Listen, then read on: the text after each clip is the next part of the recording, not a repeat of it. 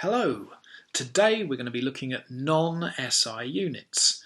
Up until now at school, we've hammered home that you should use SI units for everything, converting distances to meters, masses to kilograms. And often that's a sensible thing to do. In this picture here, I've got a person, and I probably would use meters to measure their height. And this person here is about to start running, and I probably would use meters per second for how fast they were going. But if I wanted to measure very, very large distances, like the distance from a galaxy to the Earth, I probably would use something like light years that are not SI units. I've also drawn an ant, and I'm not really sure why I did that. So in today's lesson, we're going to be looking at energy and alternate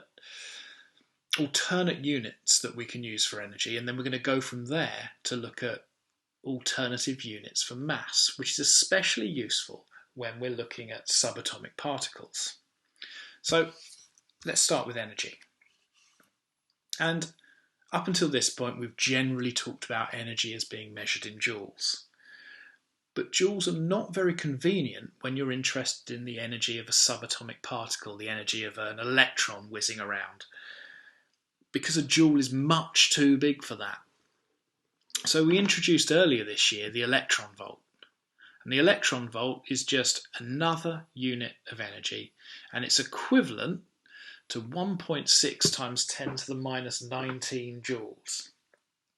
Now, hopefully you remember where that comes from, or that number should be familiar to you.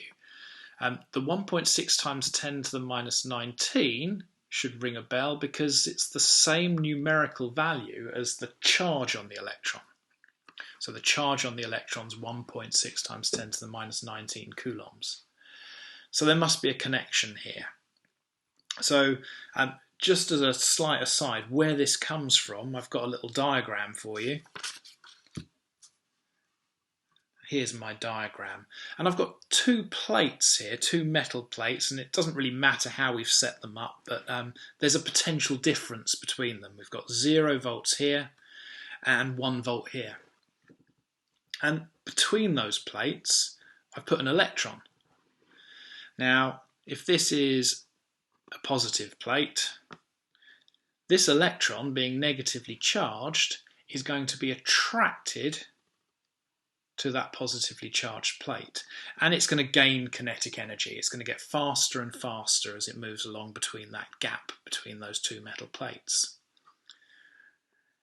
And the amount of energy that it gains is going to be equal to the work done on that electron, moving it from this position here to this position over here. And we met when we did electricity, and actually you met this on your GCSE course, that the amount of work done on a charge is equal to its charge multiplied by the potential difference it moves through.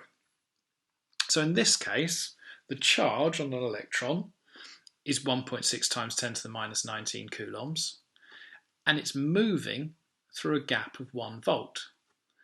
So the amount of work done on the electrons, 1.6 times 10 to the minus 19 coulombs multiplied by 1 volt. And that comes out 1.6 times 10 to the minus 19 joules.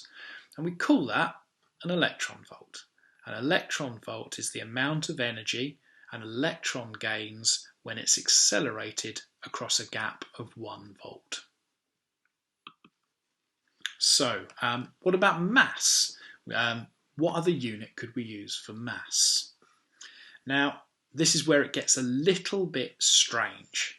So, think about what we've done recently, and we've met what Einstein said. And Einstein said that mass and energy are equivalent.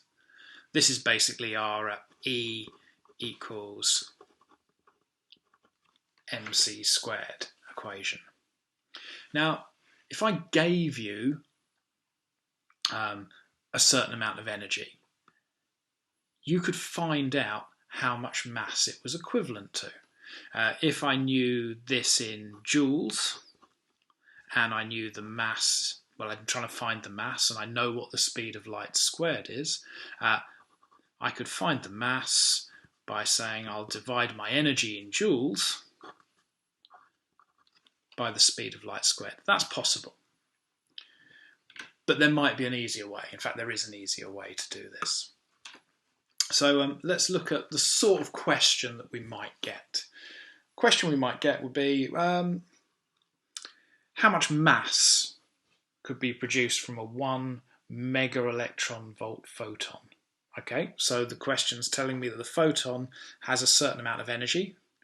That's 1 times 10 to the 6 electron volts. If that was converted to mass, how much would I get?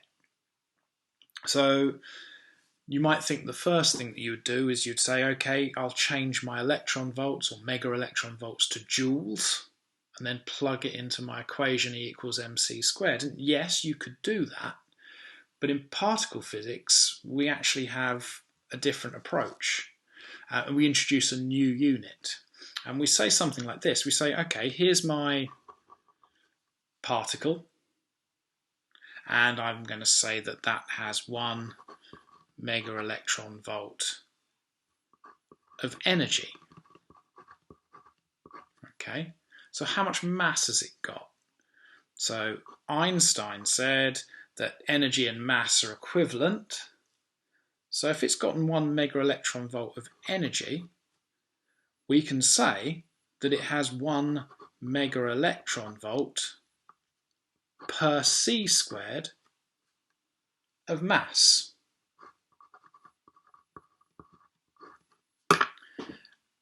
And this is about the strangest unit you'd ever see.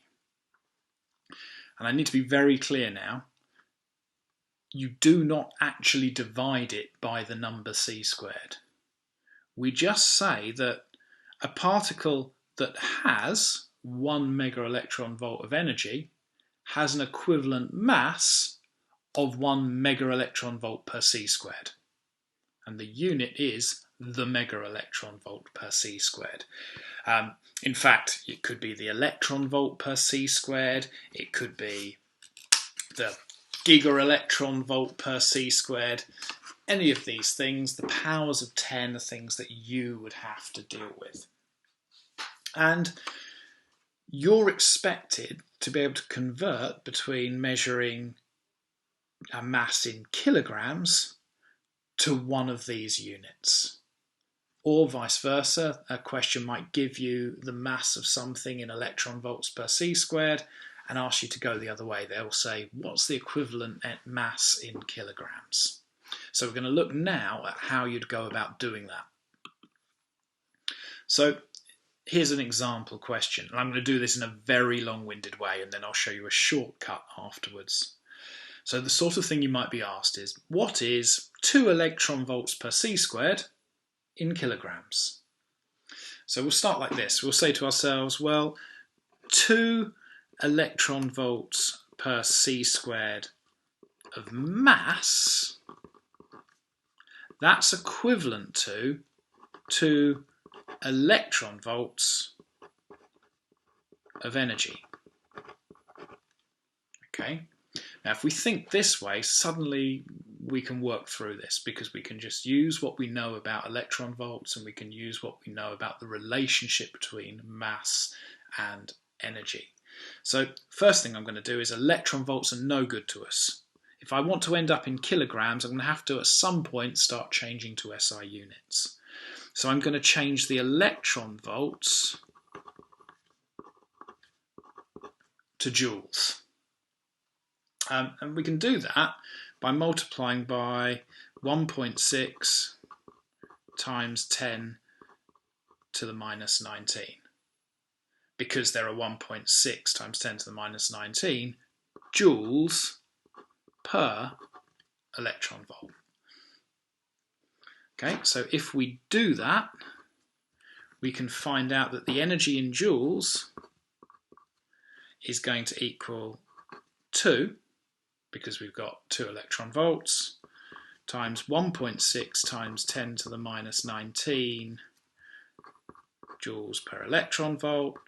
That is going to equal 3.2 times 10 to the minus 19 joules. So now we've got the energy in joules, we just need to change that to kilograms. So in order to do that, we're going to use the fact that E equals mc squared. So mass is equal to energy divided by c squared. All we need to do is divide this number by the speed of light squared. We should get our answer. So let's do that. And we'll find that the mass, gone off the page, sorry. The mass that's now in kilograms is E over c squared equals 3.2 times 10 to the minus 19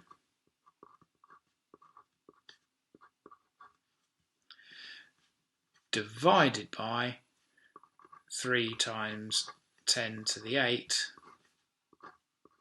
squared. Now, this is where people almost always go wrong. On their calculator, they forget to square the speed of light. And actually, it's a number that you probably just want to know. So that's 9 times 10 to the 16. I'm just ignoring units at the moment.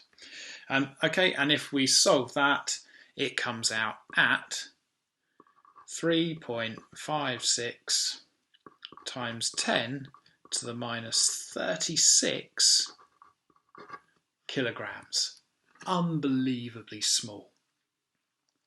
So what we've done is we've shown that right back to the beginning, 2 electron volts per c squared, that's a unit of mass, in kilograms, is 3.56 times 10 to the minus 36 kilograms. The next thing you might get asked is, can you go the other way? If you're given a mass in kilograms, can you change it to these electron volts per c squared? In some ways, this way round's easier, because we've started with a mass, we need to change that to an energy, and then we write it as electron volts per c squared. So step 1, convert the mass to energy. Okay, so we're going to do that by using E equals mc squared. And in this case, that's going to be the energy in joules is going to equal 1.5 times 10 to the minus 20 multiplied by 9 times 10 to the 16, that's c squared. That's a massive number, but that's a very small number. This comes out at 0.00135 joules. So that's the amount of energy you can get from that tiny amount of mass. Now we're trying to get to electron volts. That's the first step. So what we need to do is convert this number to electron volts. So we're going to convert joules to electron volts. So that's going to be 0.00135 joules times, it's not times, sorry, there are 1.6 times 10 to the minus 19 joules in each electron volt. So to find out how many of those fit into this, to find out how many electron volts we've got, we divide that by 1.6 times 10 to the minus 19. And that comes out at 8.44 times 10 to the 15 electron volts. That, and this is where I think this gets weird and what kind of confuses people, that is energy. We haven't finished the question yet because it asked us what is that many kilograms in electron volts per c squared. The final step seems a bit silly, But we now write mass equals, and we write the same answer, 8.44 times 10 to the 15 electron volts, and then we put a line and put c squared. And that's it, finished. And I'm going to reiterate the thing I said before. This does not mean that you divide it by 9 times 10 to the 16 or whatever. You're just indicating that this is a mass, not an energy. And that's it, done. So this is the final bit. Everything I just showed you seemed quite complicated, at least it did to me. But really it boils down to this. If you're given a mass in electron volts per c squared and you want to change it to kilograms, all you do is change the electron volts to joules, so that means multiply by 1.6 times 10 to the minus 19, then you divide by c squared. And in this case you actually do that, so 3 times 10 to the 8 squared. And that's it. If you want to go the other way around, you get rid of that piece of paper and you replace it with this one. You just start first of all by saying, right, I've got kilograms, I'm going to convert the mass to energy. That means you multiply it by the speed of light squared, E equals mc squared. Second step, now you've got it in joules, change it to electron volts. So that means divide by 1.6 times 10 to the minus 19. And that tells you your energy in electron volts. You then write your answer by just replacing the unit with the unit electron volts per c squared. And that's it. You just need to practice now.